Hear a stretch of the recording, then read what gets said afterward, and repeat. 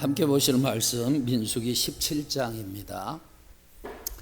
민수기 17장 1절부터 마지막 절까지 다 같이 합독합니다. 여호와께서 모세에게 말씀하여 이르시되 너는 이스라엘 자손에게 말하여 그들 중에서 각 조상의 가문을 따라 지팡이 하나씩 쥐하되 곧 그들의 조상의 가문대로 그 모든 지휘관에게서 지팡이 12를 쥐하고 그 사람들의 이름을 각각 그 지팡이에 쓰되 레위의 지팡이에는 아론의 이름을 쓰라. 이는 그들의 조상의 가문의 각 수령이 지팡이 하나씩 있어야 할 것임이니라. 그 지팡이를 회막 안에서 내가 너희와 만나는 곳인 증거궤 앞에 두라. 내가 택한 자의 지팡이에는 싹이 나리니 이것으로 이스라엘 자손이 너희에게 대하여 원망하는 말을 내 앞에서 그치게 하리라. 모세가 이스라엘 자손에게 말하며 그들의 지휘관들이 각 지파대로 지팡이 하나씩을 그에게 주었으니 그 지팡이가 모두 12돌이라. 그 중에 아론의 지팡이가 있었더라. 모세가 그 지팡이들을 증거의 장막 안 여호와 앞에 두었더라. 이튿날 모세가 증거의 장막에 들어가 본즉 레위 집을 위하여 낸 아론의 지팡이에 우미 돋고 순이 나고 꽃이 피어서 살구 열매가 열렸더라. 모세가 그 지팡이 전부를 여호와 앞에서 이스라엘 모든 자손에게로 가져오매 그들이 보고 각각 자기 지팡이를 집어들었더라. 여호와께서 또 모세에게 이르시되 아론의 지팡이는 증거궤 앞으로 도로 가져다가 거기 간직하여 반역한 자에 대한 표징이 되게 하여 그들로 내게 대한 원망을 그치고 죽지 않게 할지니라. 모세가 곧 그같이 하되 여호와께서 자기에게 명령하신 대로 하였더라. 이스라엘 자손이 모세에게 말하여 이르되 보소서 우리는 죽게 되었나이다. 망하게 되었나이다. 다 망하게 되었나이다. 가까이 나아가는 자 곧 여호와의 성막에 가까이 나가는 자마다 다 죽사오니 우리가 다 망하여야 하리까. 아멘. 예수 그리스도께서는 십자가에서 죽으시고 사흘 만에 부활하셨습니다. 부활하신 주님을 찬양합니다. 여러분, 성막과 성전에서 유일하게 지성소 안에 있던 물품은 법궤입니다. 법궤 안에는 무엇이 있었어요? 십계명 돌판과 만나를 담은 항아리, 그리고 아론의 쌍난 지팡이가 있었습니다. 여러분, 이 솔로몬 시대에 이제 성전에 법궤를 안치할 때 보면 다른 것은 없어졌고 십계명 돌판만 남았습니다. 또 이제 바벨론 포로가 되어서 이 예루살렘이 다 멸망하고 그리고 성전의 기물들이 바벨론으로 옮겨졌는데 그때 법궤는 없었습니다. 그래서 법궤가 어디에 있는지 법궤의 현재 위치에 대한 설이 여러 가지가 있습니다. 그 중에 하나는 예루살렘에 있다는 것입니다. 그러니까 성전이 멸망하기 전에 제사장들이 예루살렘 지하의 어떤 공간에 이 법궤를 숨겨놨다, 이런 설이 있어요. 또 이제 그 성전 가운데 지성소 자리 아래쪽에 숨겨져 있다는 설이 있습니다. 두 번째로는 에티오피아인데 에티오피아 정교회는 자기들이 법궤를 가지고 있다고, 언약궤를 가지고 있다고 주장을 합니다. 하지만 객관적인 증거가 없어요. 확인된 것이 없기 때문에 세계적으로 인정을 받지 못하고 있습니다. 세 번째로는 바벨론에 의해서 약탈되거나 파괴되었다는 설인데, 하지만 바벨론이 예루살렘 성전에서 약탈한 물품 목록에 언약궤가 언급되지 않은 것을 볼 때 이 설도 타당하지 않다고 보는 것입니다. 네 번째로는요, 느보산 근처에 동굴 속에 있을 것이다. 성전이 무너지기 전에 예레미야 선지자가 느보산의 동굴로 옮겼다, 이렇게 보고 있습니다. 오늘은요, 언약궤 물품 안에 보관된 물품 중에서 아론의 쌍난 지팡이에 대해서 다루도록 하겠습니다. 민수기 16장에 보게 되면 고라와 250명의 족장 등이 반역을 합니다. 모세와 아론에게 도전을 하게 되죠. 그래서 하나님께서 진노하셔가지고 그 일로 250명의 족장들은 불에 타져서 죽었습니다. 그리고 고라와 고라의 에게 속한 사람들은 땅이 갈라져 가지고 멸망하게 됐고요. 그리고 전염병이 돌아서 14,700명이 죽는 불행한 일이 있었어요. 민수기 17장에서 하나님은 고라 사건 이후에 놀라운 일을 행하십니다. 하나님께서 이스라엘 각 지파에 그 수령들의 지팡이를 모으게 하십니다. 그리고 지팡이에 각 수령의 이름을 쓰게 하시죠. 레위 지파에서는 아론의 이름이 쓰여졌습니다. 그리고 성막 안에 두었는데 하룻밤 자고 일어났더니 놀라운 일이 일어났습니다. 아론의 지팡이에는요, 싹이 나고 꽃이 피고 열매가 열리는 기적이 일어났습니다. 하나님께서는 그 아론의 지팡이를 언약궤 안에 보관하게 하셨습니다. 오늘은 싹난 지팡이를 통해서 주시는 교훈을 살펴보도록 하겠습니다. 첫째, 하나님의 주권적인 선택을 인정하기를 바랍니다. 여러분, 모세와 아론이 이스라엘의 출애굽과 40년의 광야 생활 기간 동안 이스라엘 백성들을 인도하는 지도자로 사역을 했습니다. 그것은 그들의 영성이나 능력이나 인격이 탁월하기 때문이 아니라 하나님께서 주권적으로 선택하셨기 때문에 그렇게 된 것이라는 것입니다. 여러분, 고라의 반역 사건은요, 하나님의 선택은 인간적인 혈통이나 능력이나 열심 등에 의해서 결정되는 것이 아니고 오직 하나님의 주권적인 선택, 다시 말하면 하나님께서 하나님의 의지를 가지고 하나님이 원하시는 사람을 선택하신다, 그런 얘기입니다. 여러분, 고라는요 250명의 족장들을 자기 편으로 만들었으니 아마도 능력 있는 사람이었을 것입니다. 어쩌면 고라는 모세나 아론보다 리더십이 더 탁월했는지도 모르겠어요. 하지만 하나님은 고라를 선택하신 것이 아니라 하나님은 모세와 아론을 선택하셨어요. 할렐루야. 여러분, 이렇게 하나님의 선택은 인간적인 조건이나 자격에 달려 있는 것이 아니라 하나님의 주권적인 선택이라는 거예요. 하나님이 원하시는 대로 하신다는 것입니다. 여러분, 하나님은 수많은 사람 중에서 아브라함을 믿음의 조상으로 선택하셨죠. 그리고 아브라함의 아들 가운데 이스마엘이 아닌 이삭을 선택하셨어요. 이삭의 아들 가운데서는 에서가 아닌 야곱을 선택하셨습니다. 하나님이 그렇게 선택하신 거예요. 여러분, 조직신학에 예정과 육이라는 그런 교리가 있습니다. 예정은 하나님께서 창세전에 자신의 깊으신 뜻과 주권적인 의지에 따라 구원받을 자들을 미리 정해놓으셨다는 그런 교리입니다. 유기는요, 예정의 다른 측면으로 하나님께서 구원받기로 택하지 않은 자들을 정해놓으셨다는 그런 교리예요. 그러니까 하나님께서 누가 구원을 받을지 누가 구원을 받지 않을지를 미리 결정하셨다는 그런 교리입니다.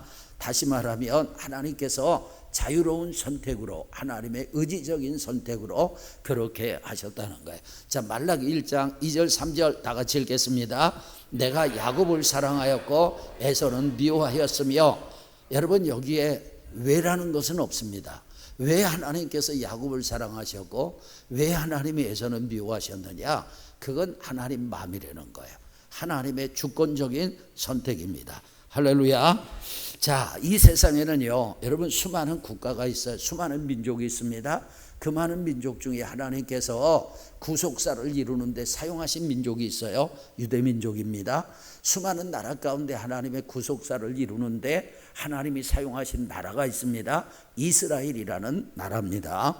여러분, 하나님께서 유대인과 이스라엘을 통해서 구속사를 이루어 가셨는데 여기에도 왜? 라고 우리가 물을 수가 없습니다. 그것은 하나님께서 하나님의 절대 주권을 가지고 그냥 선택하신 것입니다. 여러분, 신명기 7장 7절 다 같이 읽겠습니다. 여호와께서 너희를 기뻐하시고 너희를 택하심은 너희가 다른 민족보다 수요가 많기 때문이 아니니라. 너희는 오히려 모든 민족 중에 가장 적으니라. 아멘. 여기서 너희는 이스라엘 백성을 말하는 거예요. 유대인을 말하는 것입니다. 여기서는요, 수요를 말씀하고 있지만 하나님께서 이스라엘을 선택하시는데 수요를 보신 것이 아닌 것처럼 능력이나 민족성 등 어떤 장점 때문에 그들을 선택한 것은 아니라는 거예요. 여러분, 유대인의 민족성이 그렇게 별로 평판이 좋지는 않잖아요. 그런데 하나님께서 선택하신 거예요. 하나님의 주권적인 선택입니다. 여러분, 내가 하나님의 자녀가 되는 것, 내가 하나님의 일꾼이 되는 것, 여러분 하나님의 주권적인 선택에 의해서 되는 거예요. 그렇기 때문에 내가 하나님의 자녀가 된 것에 대해서 우리는 감사해야 합니다. 왜냐, 내가 뭔가 잘나서 나에게 어떤 조건이 있어서 하나님의 자녀로 선택하신 것이 아니라 하나님께서 일방적으로 그냥 선택하신 거예요. 그래서 여러분, 우리는 하나님의 자녀가 된 것을 감사하고 또 저는 하나님의 종이 된 것을 감사합니다. 여러분, 하나님께서 사람을 예정하시거나 유기하시는 이유는 하나님의 자유로운 의지에 따른 선택이에요. 여러분, 하나님께서 그렇게 하실 수 있는 이유가 무엇이냐? 하나님이 창조주이기 때문에. 내 물건을 내 마음대로 할 수 있어요? 내 물건을 안방에 놓든지 거실에 놓든지 쓰레기통에 버리든지 내 마음대로 할 수 있는 것입니다. 그런 것처럼 하나님께서 주권을 가지고 선택하셨다는 것입니다. 로마서 9장에 보게 되면 토기장이의 비유가 나와요.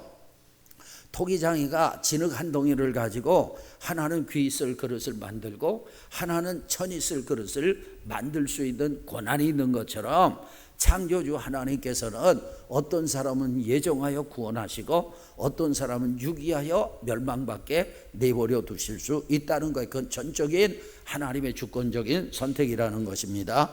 여러분, 하나님께서 구원하시기로 작정하신 이 선택의 특징이 있습니다. 첫째, 하나님의 자유로운 은혜라는 거예요. 우리에게 무슨 조건이 있어서 우리에게 능력이 있어서 우리가 특별해서가 아니라 하나님께서 그냥 나를 사랑하셔서 선택하시고 은혜 주신 것입니다. 두 번째, 무조건적인 선택입니다. 다시 말씀드리는데 나에게 무슨 조건이 있었던 것이 아니에요. 그냥 하나님께서 하나님의 주권을 가지고 선택하셨을 뿐입니다. 할렐루야.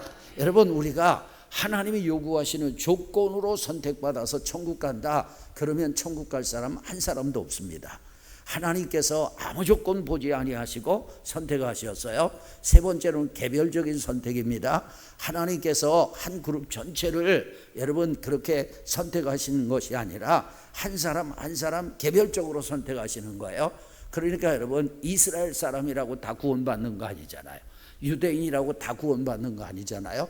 믿음의 가정에서 출생했다고 다 구원받는 건 아니잖아요. 네 번째로는 구원의 확실성입니다. 하나님께서 예정하시고 나를 부르셨어요. 나를 하나님이 붙잡아 주세요. 그러면 구원을 얻는 것인데, 여러분, 이 세상에 누구도 하나님의 손에서 나를 빼앗아갈 자가 없는 줄로 믿습니다. 그래서 우리의 구원은 확실한 것입니다. 여러분, 하나님께서 자신의 주권을 가지고 어떤 사람을 구원하시기로 예정하시고 어떤 사람은 멸망하도록 유기하시는 이 교리에 대해서 의문을 제기하는 사람이 있죠. 하나님은 사랑이신데 왜 하나님께서 모든 사람을 구원하지 않고 일부만 구원하시고 나머지는 버려두시는가? 그건 불공평하지 않는가? 이런 의문이에요. 이 의문에 답하기 위해서 스포로울이라는 신학자는 여러 비유를 사용했습니다. 그중 대표적인 것이 구명조끼 예화를 말씀드리겠어요. 수많은 사람들이 거친 바다에 빠져 모두 익사하고 있습니다. 사람들은 죄와 심판으로 인해서 스스로 구원을 얻을 수 있는 상태가 아니에요. 이때 구조선에 있는 누군가가 물에 빠진 사람들에게 구명조끼를 던져줍니다. 구조선에서 구명조끼를 던져주시는 분은 하나님이고 구명조끼는 예수 그리스도를 통한 구원의 은총입니다. 구명조끼를 받아서 살게 됩니다. 이는 예정이에요. 구명조끼를 받지 못해서 멸망합니다. 이것은 육입니다. 이 예화가 말하는 것은 구원받지 못한 사람들은 불공평하게 버려진 것이 아니라는 것. 원래 모든 사람은 자신의 힘으로 헤어날 수 없는 멸망 가운데 빠지게 됐어요. 죄 때문에. 그런데 하나님이 구명조끼를 던져주지 않는 것이 불공평한 것이 아니라 원래 그 자리에 있어야 되는데 그 가운데 몇 사람에게 구명조끼를 던져줘서 은혜를 베풀어 주셨다, 자비를 베풀어 주셨다, 그런 얘기입니다. 그렇기 때문에 하나님이 구원하지 않기로 작정한 유기된 자들은 자신들이 마땅히 받을 죄의 결과로 형벌을 받게 되고 멸망하는 것이고, 구원이 예정된 자들은 받을 자격이 없는데 은혜를 통해서 구원받은 것입니다. 그러니까 여러분, 여기서 우리가 알아야 될 것은 예수님은 아무나 믿는 것이 아닙니다. 아멘. 복이 있어야 믿는 줄로 믿습니다.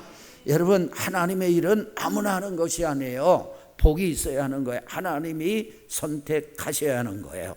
그러니까 여러분과 제가 이렇게 교회 나와서 예수님을 믿고 구원의 확신을 가지고 하나님의 일을 할 수 있다는 것은 하나님의 주권적인 선택에 의해서 하나님께서 부르셨다는 것, 그래서 우리는 감사하기를 주의 이름으로 축원합니다. 그 다음에 두 번째, 하나님은 불가능을 가능케 하십니다. 아론의 지팡이는 이미 말라 죽은 지팡이입니다. 혹시 그 나무가 살아있다고 해도 하룻밤 사이에 싹이 나고 꽃이 피고 열매가 맺을 수는 없어요. 그건 불가능한 것입니다. 여러분, 세계에서 유명한 과학자 10,000명이 붙어도 그것은 불가능한 일입니다. 하룻밤에 그런 기적은 일어날 수 없어요. 오직 하나님만이 불가능한 그 일을 하신 줄 믿습니다. 여러분, 현대과학은요 놀라우리만큼 발전했어요. 그렇지 않아요? 요즘 참 사는 게 너무 신기하잖아요. 여자들 좋은 세상 됐잖아요. 그냥 나오면서 버튼 하나 누르면 세탁기가 빨래 다 해주잖아요. 알아서 일해주고, 버튼 하나 누르면 알아서 밥도 해주고, 갈수록 여자들이 편해지는데 감사한 일입니다. 세상이 참 발전했어요. 그래서 달나라도 가고요. 여러분, 놀라운 세상이 되었습니다. 참 미국에 있는 사람과 얼굴과 얼굴을 대면하고 화상으로 통화도 하잖아요. 여러분, 옛날엔 꿈 같은 일이었는데 그러한 일들이 이루어졌어요. 정말 이 과학이 엄청나게 발전했어요. 그런데 여러분, 과학이 아무리 발전해서도 풀 한 포기, 꽃잎 하나 만들 수 없다는 것 아시죠? 그러나 우리 하나님은 어때요? 이 온 우주를 6일 만에 창조하신 줄로 믿습니다. 여러분, 하나님께서요 세상을 만드실 때 재료가 있었던 것이 아니에요. 무에서 유에 창조해요. 말씀으로 이 세상을 완벽하게 만드셨어요. 아멘. 그렇게 하나님에게는 불가능이 없는 것입니다. 여러분, 창세기 11장 11절에 보니까 아브라함의 아내 사라가 나이가 많아서 여성의 생리가 끊어졌다고 말씀해. 생리가 끊어졌다는 것은 자녀를 생산할 수 있다 없다? 없다는 얘기죠. 그런데 하나님께서 아브라함의 나이 99세에 사라의 나이 89세에 찾아오셔서 아들을 주시겠다고 하니까 기가 막혀가지고 두 사람이 웃었습니다. 창세기 17장 17절 다 같이 아브라함이 엎드려 웃으며 됐습니다. 아브라함이 엎드려서 웃었어요. 왜 웃었는지 아세요? 100세 된 사람이 어찌 자식을 낳을까? 사라는 90세니 어찌 출산하리요? 말도 안 된다, 그런 얘기예요. 그러니까 헛웃음입니다. 창세기 18장 13절에 보니까 사라도 웃었습니다. 여러분, 내가 늙었거늘 어떻게 아들을 낳으리요? 그러니까 여러분, 인간적인 생각으로 보니까 절대 될 수 없다는 얘기예요. 그러나 하나님은 100세인 아브라함, 90세인 사라에게 여러분 이삭을 선물로 주셨습니다. 아멘. 하나님은 불가능을 가능하게 하시는 분입니다. 우리는 전능하신 하나님을 믿습니다. 천지의 창조주를 믿습니다. 하나님은 지금도 우리와 함께 하십니다. 그리고 우리 아버지가 되시고 우리가 기도하면 우리의 기도를 들으시고 응답하시는 좋으신 하나님입니다. 아멘. 그래서 여러분, 우리는 불가능을 가능케 하시는 하나님을 믿습니다. 여러분, 하나님께서는 사람들에게 무궁무진한 잠재력을 주셨어요. 하지만 사람들은 스스로 한계를 정하고 그 한계에 갇혀서 사는 경우가 많습니다. 여러분, 우리 주변에 보면 예전에는 불가능했던 일들이 지금 가능케 된 그런 일들이 많잖아요. 1840년대, 그러니까 자동차가 나오기 전에 사람들은 어떤 생각을 했냐면 사람이 시속 48km 이상이 되면 질식해서 죽는다고 생각을 했어요. 그런데 요즘 어때요? 여러분, 경주형 자동차는요 시속 300km가 넘습니다.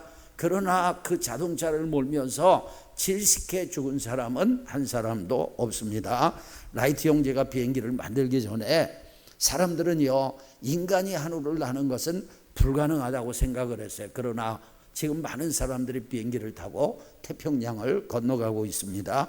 여러분, 일론 머스크는요, 스페이스X를 통해서 뉴욕에서 서울까지 30분이면 올 수 있는 그런 비행기를 만들고 있는데 저는 곧 되리라고 생각을 합니다. 과거에 불가능했던 것들이 지금은 가능해졌어요. 그런 것들이 많습니다. 여러분, 일이 불가능한 것이 아니라 생각이 불가능했던 거예요. 그런데 생각이 가능하다고 해도 안 되는 일이 있잖아요. 그러나 하나님이 역사하시면 불가능이 가능케 되는 줄로 믿습니다. 자, 믿음으로 인간의 한계, 자기의 한계를 뛰어넘은 사람 소개를 하겠습니다. 땅콩 박사로 알려진 조지 워싱턴 거부입니다. 그는 1860년경에 태어났어요. 정확한 연도를 알 수 없어요. 이 사람은 자기 생일도 모릅니다. 흑인 어머니와 백인 아버지 사이에서 태어났는데 흑인 어머니는 사라져버렸고 백인 아버지는 일찍 사고로 세상을 떴습니다. 그는 어릴 때 이 집 저 집 헛간에서 비참하게 그렇게 살았습니다. 그는 비록 가난하고 비참한 젊은 시절을 보냈지만 믿음의 사람이었어요. 기도의 사람이었어요. 그래서 하나님께서 그를 위대하게 사용을 하셨는데 1943년 그가 세상을 떠날 때 흑백을 불문하고 모든 미국인들이 존경과 애도를 표했습니다. 그는 미국 제1의 과학자로 일생을 마쳤어요. 그가 여러분 살아있을 때 미국 상원에서 연설을 하게 됐어요. 원래는 10분 연설하게 돼 있었는데 계속해서 앵콜을 외쳐서 1시간 반을 연설을 했습니다. 그 연설의 내용은 땅콩 한 알 속에 감추어진 하나님의 창조계획과 섭리였습니다. 여러분, 한때 미국 남부지방은요 면화 재배로 유명했습니다. 그런데 면하는 땅에서 질소를 빼앗아가기 때문에 계속해서 면화 농사를 짓게 되면 땅이 망가지고 쓸모없는 땅이 되는 것입니다. 그래서 미국 남부지방이 면화 재배로 인해서 황폐하게 되자 미국 경제는 위기에 직면했습니다. 그때 커버 박사가 땅콩 재배를 제안했습니다. 땅콩을 심으면 질소를 공급해 주기 때문에 다시 땅이 살아난다는 것입니다. 커버 박사의 제안에 따라서 남부의 모든 농민들이 땅콩을 심었어요. 땅콩 농사는 성공을 거두었고 많은 수확을 거두었습니다. 그런데 새로운 문제가 생겼어요. 너무나 많은 땅콩 수확이 문제였습니다. 커버 박사는 그 위기를 기도로 돌파합니다. 10월 어느 날이에요. 해 뜨기 전 산속으로 들어갔어요. 그는 떠오르는 태양을 바라보면서 하나님 앞에 기도했습니다. 하나님, 우주는 왜 만드셨습니까? 하나님의 응답이 있었어요. 그거 너무 어렵다. 가르쳐줘도 모른다. 그래서 다시 기도했습니다. 하나님, 사람은 왜 만드셨습니까? 그것도 너무 어렵다. 하나님, 제가 왜 땅콩을 재배해야 합니까? 그랬더니 하나님의 응답이 있었습니다. 땅콩을 연구하거라. 거기를 커버 박사는 연구실에서 밤낮 없이 연구에 몰두했어요.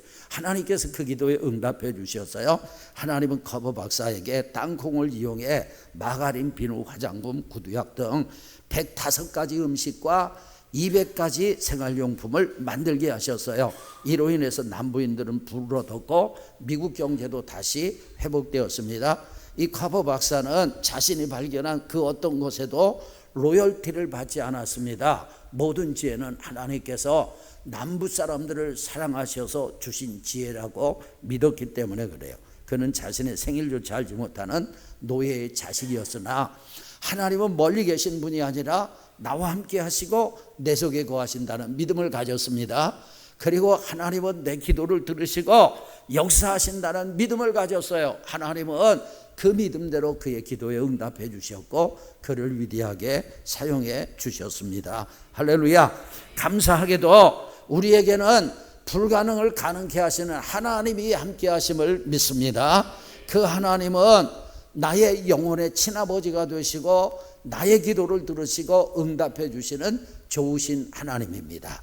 그렇기 때문에 우리는 인생을 두려워하지 마시고 하나님과 동행하시길 바랍니다. 강하고 담대하게 도전하시기를 주의 이름으로 축원합니다. 하나님은 불가능을 가능케 하시는 하나님입니다. 세 번째, 예수 그리스도의 부활을 믿기를 축원합니다. 여러분, 인류의 가장 오래된 건축물은 대개 무덤입니다.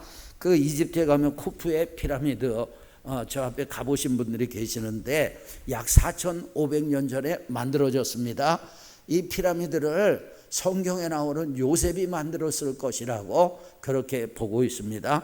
평균 25톤의 돌 230만 개를로 만들었어요. 정말 거대하지 않습니까?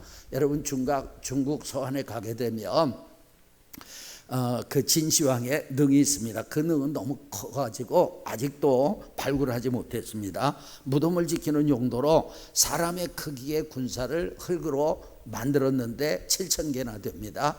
그리고 수백 개의 마차와 가마도 있습니다. 또 여러분 인도의 타지마할은 세계에서 가장 아름다운 무덤으로 유명합니다.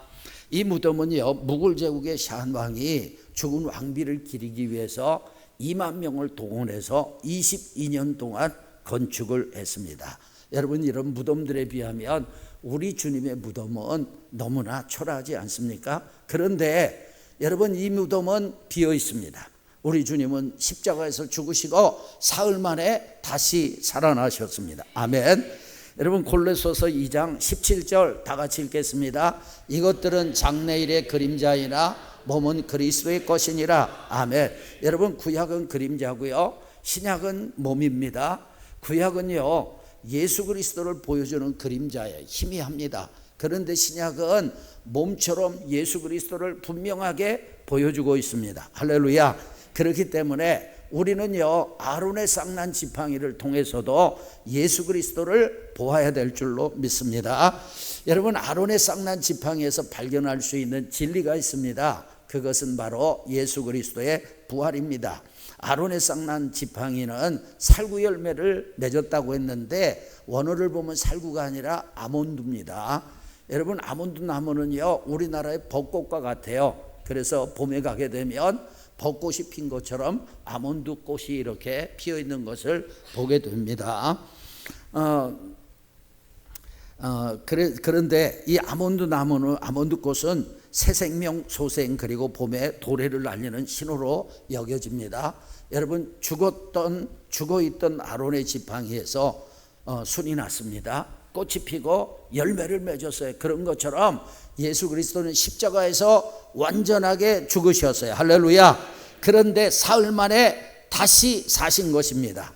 여러분 이 아론의 쌍난 지팡이가 바로 그리스도의 부활을 보여줘요.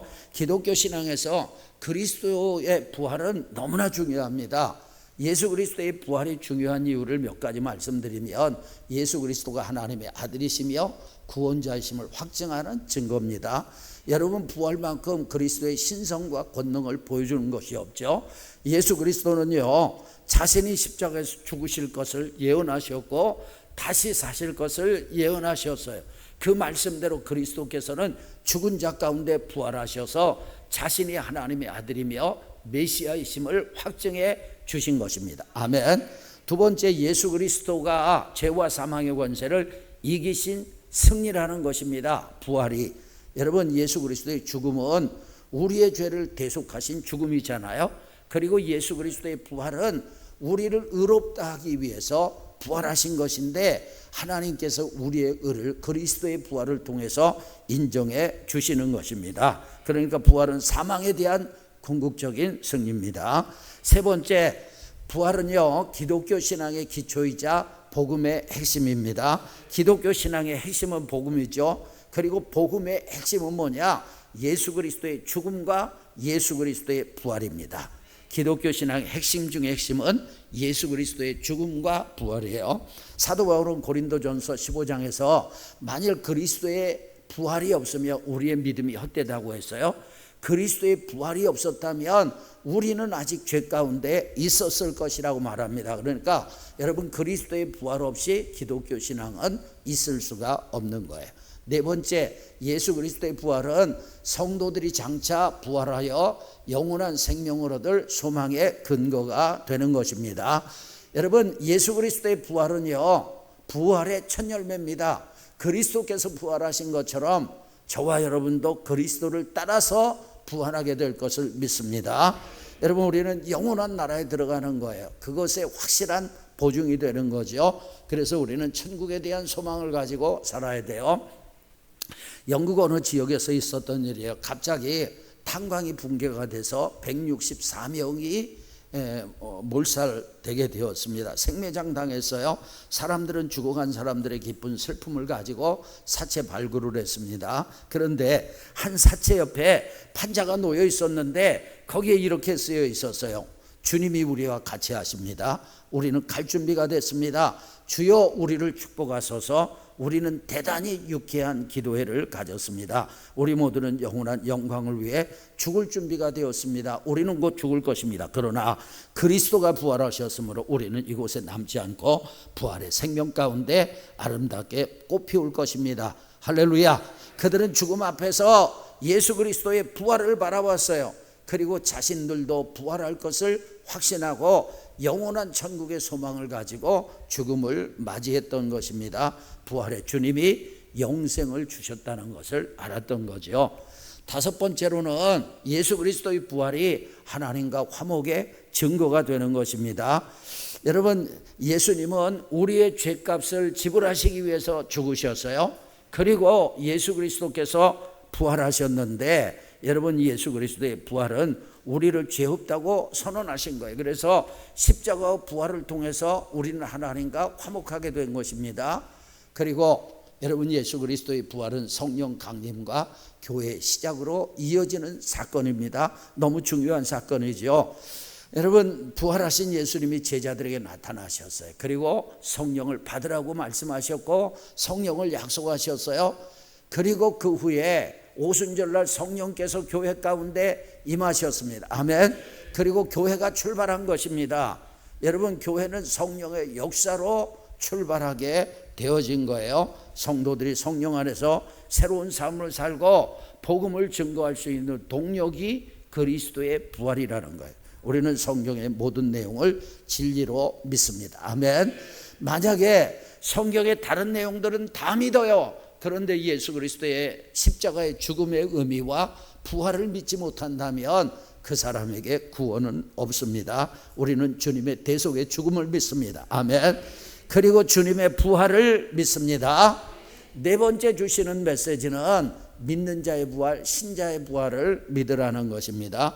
여러분, 성경의 사건과 교훈은요, 먼저 세 가지로 해석이 되어져야 돼요. 먼저 그 당시 상황에 적용되어야 되는 것입니다. 그 다음에 그것보다 더 중요한 건 뭐냐면 그 사건과 교훈을 통해서 예수 그리스도가 어떤 분인지 봐야 되는 거예요. 그 다음에 세 번째로는 그 사건과 교훈이 나에게 적용이 돼야 되는 거예요. 그러니까 아론의 쌍난 지팡이를 볼 때 그 당시에 모세와 아론의 권위의 문제였어요. 그 다음에 두 번째, 모세의 쌍난 지팡이를 통해서 우리는 그리스도의 부활을 발견했어요. 이제 우리에게 적용하는 거예요. 예수 그리스도께서 부활하신 것처럼 죽었던 지팡이에서 싹이 나고 꽃이 피고 열매 맺은 것처럼 우리도 다시 부활할 줄로 믿습니다.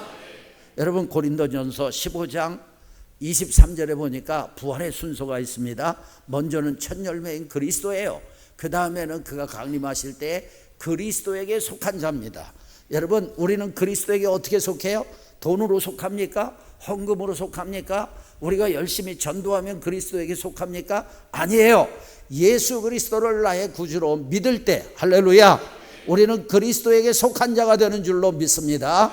그래서 예수 그리스도가 부활의 첫 열매이신 것처럼 우리는 그분을 따라서 부활하게 될 줄로 믿습니다. 여러분, 주님이 재림하실 때 마지막 나팔이 울리게 될 것입니다. 그때 믿음 안에서 죽은 자들이 부활합니다. 그리고 살아남은 자들 가운데 예수님을 믿는 자들이 부활한 사람들과 함께 공중으로 들림받습니다. 이것을 휴거라고 그래요. 여러분, 그때 함께 올라갑시다. 할렐루야. 남는 분 한 분도 없기를 주님의 이름으로 축원합니다. 그리고 주님은 우리를 재림시켜서 공중에서 우리를 만난 후에 지상에 재림하십니다. 그리고 지상에서 1000년 동안 천년 왕국이 이루어지게 되고 흰보자 심판을 통해서 영원한 세계, 영원한 천국에 우리는 들어가게 되는 것입니다. 할렐루야. 그렇기 때문에 믿음의 사람들은 생명의 부활을 하고 우리에게는 부활이 소망인 것입니다. 양복임 성도 자매의 간증을 하도록 하겠습니다. 이 자매가 어느 부활절에 친구의 손에 이끌려서 교회를 가게 되었습니다. 교회에 억지로 따라오긴 했지만 자기가 왜 거기 있어야 하는지 알지 못하겠는 거예요. 왜냐하면 이미 신앙을 버렸거든요. 주님을 믿고 신앙 안에서 만난 남편이 넉 달 전 세상을 떠났습니다. 사고로. 너무너무 많이 사랑했는데 그이 없이는 살 수 없다고 생각했는데 부부로 함께 산 세월이 겨우 1년뿐인데 세상에 절망하고 자신의 절망하고 그래서 삶이 끝나버린 듯 무척 괴로웠습니다. 결국 신앙을 버렸어요. 만일 하나님이 계시다면 어떻게 이럴 수 있습니까? 친구와 교회에 들어갔을 때 자리는 꽉 차 있었어요. 무슨 이유로 이 많은 사람들이 교회에 온 것일까? 그런데 그들의 모습은 밝아 보였어요. 아무도 자신처럼 고통이 없는 것 같았습니다. 자매는 안절부절 어쩔 줄 몰랐어요. 찬송이 울려 퍼지자 친구는 자매의 손을 꽉 잡아줬어요. 강단에 서신 분이 요한복음 11장 25절 26절을 읽었습니다. 다 같이 예수께서 나는 부활이요 생명이니 나를 믿는 자는 죽어도 살겠고 무릇 살아서 나를 믿는 자는 영원히 죽지 아니하리니 이것을 내가 믿느냐? 아멘. 순간 이상한 기루 같은 것이 자매를 감쌌어요. 그 넓은 예배당에 자기 혼자 있는 것 같았어요. 그리고 앞이 캄캄한 것입니다. 두려웠어요. 그래서 양팔을 허공에 휘저었습니다.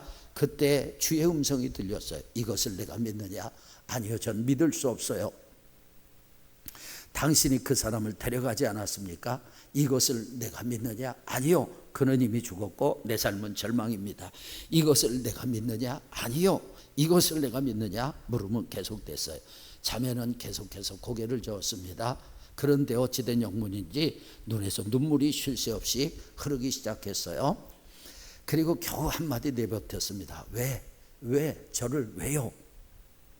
그때 빛이 자매를 감쌌어요. 그리고 또 말씀하셨어요. 이것을 내가 믿느냐? 순간 눈앞이 환해졌습니다. 그제야 알았습니다. 진정한 부활의 의미를. 그리고 눈물 콧물로 얼굴은 엉망이 되었어요. 여러분, 그때 자매는 아무것도 두렵지 않았어요. 가슴 속으로부터 솟아나는 큰 울림으로 몸을 주체할 수 없었어요. 그리고 큰 소리로 말할 수 있을 것 같았어요. 짐이 사라져 버렸어. 이젠 괜찮아.